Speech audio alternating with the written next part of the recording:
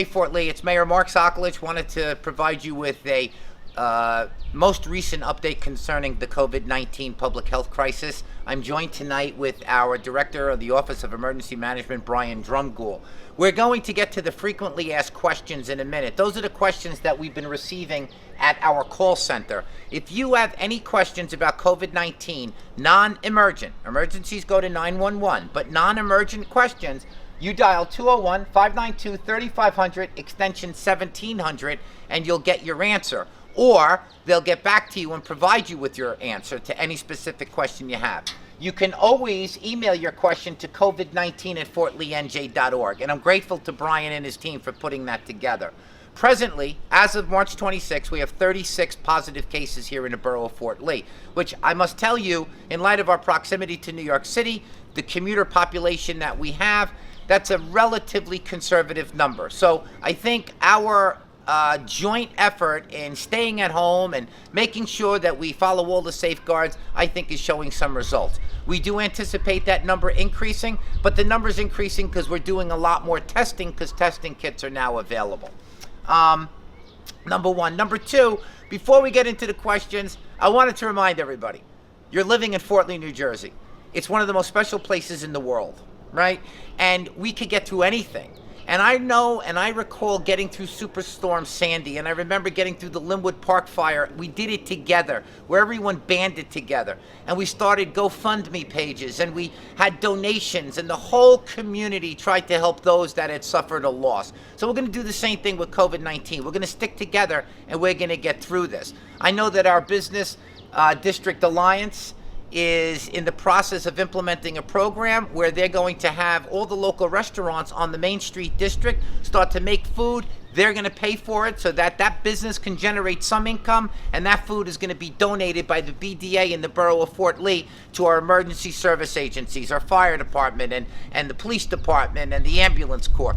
Really cool stuff, right? I know that there's a bunch of kids in town that have agreed to volunteer to make some runs to supermarkets for senior citizens and things of that nature. So stay tuned, Fort Lee. You're going to start hearing about these stories, and I just want to let you know we're a special place. Brian?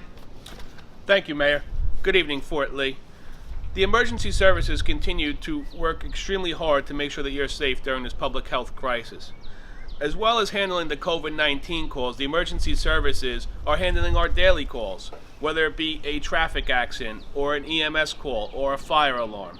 Recently, the emergency services performed a pretty neat and unique mission recently. So I want you to stay tuned, because as well as the COVID-19 and we deal with those issues, these emergency services continue to work hard hourly to ensure your safety. A few other updates right from the beginning. Folks ask us about schools all the time. Governor Murphy announced today that he will not even consider opening schools before April 17. So you need to make plans at least through April 17 and probably a little bit longer. Not telling you this to concern you, I'm telling you this to prepare. The governor will not consider opening schools before April 17. Another thing you've been hearing about is PPE. That's personal protective equipment. The masks, the shields, the protective suits, all of that everyone is in desperate need of. Fort Lee was at the forefront of ordering early several weeks ago. We've been getting some of this equipment, but I got to tell you, we've had a lot of places right here in town that have actually been making our own PPE. Our DPW and General Services have been making the face shields, and other companies have been making masks, which are almost as effective as the PPE that's made by the companies. So we're getting there, but if you know anybody that has masks, the N95s, and all of the other materials that you hear about, we'll take it. But Fort Lee, don't worry, we're doing well in that regard. So I just wanted to get into a couple quick questions that we've been hearing about on our on our 592 number, which is 201-592-3500, extension 1700. Now, we've been getting a host of questions. Many are duplicative, and we wanted to get out there some of the answers. Is alternate side parking being offered for the street sweeper? No. At this moment, the parking authority has ceased enforcement of alternate side parking. So you'll just have to be patient with us. We're not enforcing that. Is someone able to get a parking permit if it is expired? No, unfortunately, the parking authority is closed, but there will be no enforcement action taken if your parking sticker or parking pass has expired. Another question relating to the building department, are certificates of occupancy being issued? Yes, just simply go on our website, fortleenj.org, fill out the form, get it to the building department. There might be a little lag or a delay, but they are being issued. And finally, is fire prevention currently conducting fire inspections? No. The fire inspectors have been assigned to handle emergency fire calls to limit our exposure at the Fort Lee Volunteer Fire Department. We need those men and women there. That's what's most important. However, the Fire Prevention Bureau is still currently performing new construction inspections. Am I allowed to leave my house? Yes, you're permitted to leave your house. You're encouraged to leave your house for essential things, grocery shopping. We encourage you to take a walk, practice social distancing with your family. So we do not want you just staying cooped up inside. Get out, enjoy the park, walk through, and then return home. Our package is allowed to be delivered to apartment buildings. Yes, mail and parcel services have been deemed essential. However, some of your local building management may have adjust guidelines or response of getting those packages to your apartment due to scheduling and staffing issues, because we are trying to reduce the contact of the employees within the building as well. Is the borough providing non-medical transports? At this time, all non-medical transports within the borough and within the county have been suspended.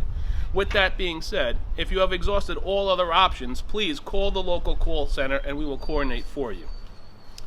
Do the grocery stores in town have special hours for seniors? The answer is yes. Some, in fact most, grocery stores locally here in Fort Lee have designated certain hours for the seniors to do their shopping where they're not inundated with the general crowd.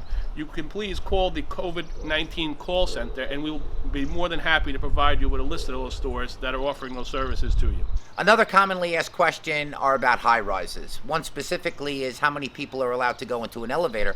Depends on the size of the elevator. The CDC defines social distancing as remaining 6 feet or more away from another person. If it's a large elevator, probably 4 people in each corner, but it's on a case-by-case basis. A lot of common sense. You could wait your turn, just a few people in the elevator, go up, come back down, and then go up when it's less crowded.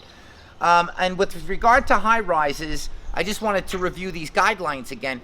When Fort Lee is notified of a positive case, our health officer, Jill Scarpa, is notified. Not me, not Brian, not Al, just Jill. Jill then conducts what's called a medical investigation to determine one basic fundamental concept. Who are the close contacts? Now, the person that tested positive, he or she is either going to be in the hospital, which are a little overcrowded, so there's probably more of a better chance that that person's going to remain in isolation at home. But Jill will do the medical investigation to determine who the close contacts are, and then building management, the health department, government will get in touch with those close contacts and ask them to self-quarantine. So self-isolation is for the person that's positive. Self-quarantine are for the people that came into close contact with the positive case, okay? And that's a case-by-case basis. Sometimes it's no close contact. Sometimes it's several close contacts. As I indicated earlier, 36 people in Fort Lee are now tested positive. We have a question. I have extra personal protective equipment supplies that I would like to donate. Where should I drop them off? Fort Lee is accepting donations of all PPE equipment at the Fort Lee Ambulance Corps located at the corner of Main Street and Anderson Avenue. As Brian touched upon earlier, our parks, basketball courts, tennis courts, dog parks open. The dog park is closed and the parks are only open for passive walking only. All the parks, the jungle gyms, the exercise equipment, tennis courts, all closed. But go out there, get a walk, be smart. If you're with a friend, keep your distance and enjoy the parks. Am I able to, are property taxes still due in May? Yes, for the moment. However, we do know that there is legislation that's presently being considered in Trenton to extend that time period. Not so sure you should be worried about that too much, because I do anticipate there will be some relief in the near future under the circumstances. Am I able to submit for a construction permit? Yes, the borough has installed drop boxes at the Fort Lee Building Department on Inwood Terrace, which you may drop off a CO or CCO or building permit application, and that'll be processed by the employees once they retrieve the paperwork from the drop box. So if you have an application, if you have a permit, put it in the drop box at the building department. And another commonly asked question, how many COVID-19 cases do we have here in Fort Lee? And as I told you, we have 36. But I will tell you, there is the likelihood that that's going to continue to go up. And one of the big reasons why it's going up is because the testing results are now coming in. We now have multiple test sites. There are multiple test kits that are now available. So commonsensically, that number is going to rise because we're doing more testing. Some more commonly asked questions. Is mass transit still operating? Yes, mass transit continues to operate at this time. If I don't feel good, what should I do? Please, if you're feeling ill, contact your primary physician and follow their orders, specifically. Another commonly asked question, is the testing facility open at Bergen Community College? Yes, the testing facility is open. However, they're only testing 250 individuals per day. Bergen County is currently constructing another testing facility within the county that will be open to only Bergen County residents and first responders within our county. As information becomes available for the second testing site, we will forward all information to community members. Do I need a prescription to be tested? No, prescription is not needed, but you do need to be symptomatic. Another question, what do I do if my license, vehicle registration, vehicle inspection is expiring? The Division of Motor Vehicles have extended all license, registrations, and inspections, so do not fear that any enforcement action will be taken for any of those issues. Are there travel restrictions within the state of New Jersey? No, there are currently no travel restrictions within the state. If I do not have a primary care physician, what should I do? You can contact us at the Fort Lee COVID-19 call center, and we will provide you with a list of physicians that was provided to us by the Fort Lee Health Office. Back to high rises. The question is, if someone becomes ill from COVID-19 and tests positive and they live in a high-rise building, will the entire building be notified? As I told you, no, the entire building will not. The health officer here in Fort Lee will complete a medical investigation, close contacts will be advised, building management will be advised, but the whole and entire building is not noticed. One other question, do I still have to pay my rent? Absent any law to the contrary being adopted, yes, you're still required to pay your rent, just like folks are still required to pay their mortgage.